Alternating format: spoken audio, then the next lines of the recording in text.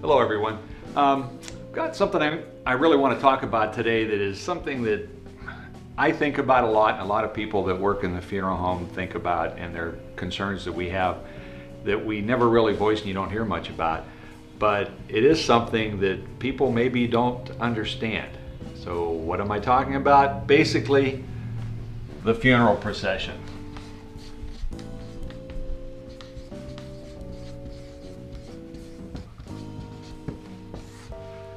And everybody thinks, well, sure, we line the cars up and we go to the church or we go to the cemetery. Yes.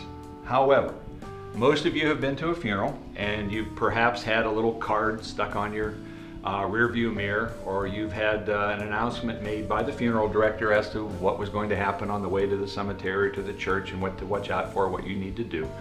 But the bottom line, there are only a couple real laws, if you will, that have to do with the funeral procession. So, what are the laws, or what's the law?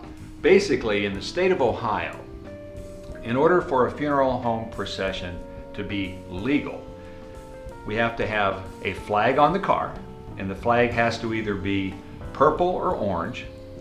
We have to have lights on, and our movement has to be based on us more or less asking for permission, not just saying we have the right. So when we line folks up for a procession, we tell them, make sure you put your lights on. We make sure that there's a flag on the car.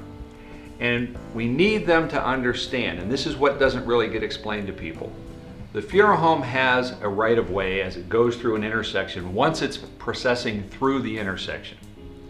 In other words, if the light's green and we start through with a procession with properly flagged cars, with cars with their lights on, we have a right of way that is to be yielded to by every other driver.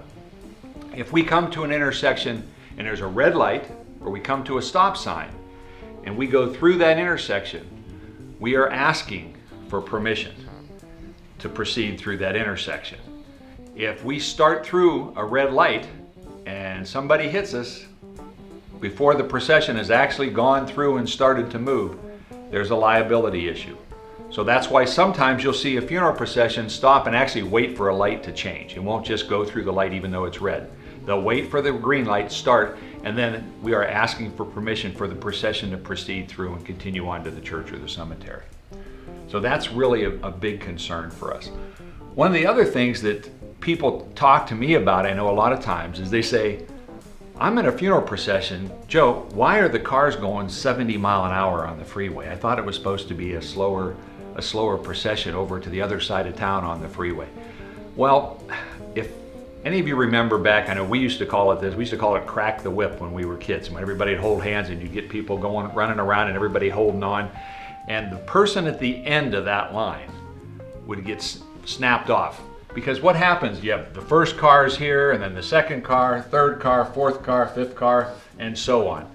This car takes off, and it goes to get on the freeway with lights, everything right. And it accelerates up to 50 mile an hour, nice speed on the freeway. What happens is, as you go farther back the line in the procession, these cars on the end all of a sudden are doing 75 to keep up with the guy in front that's maybe only doing 50 or 45.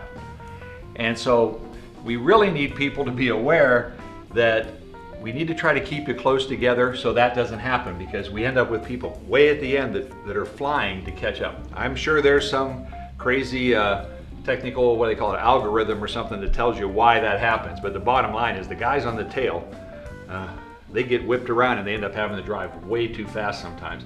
And this is also when people cut into a procession sometimes. They'll cut in here.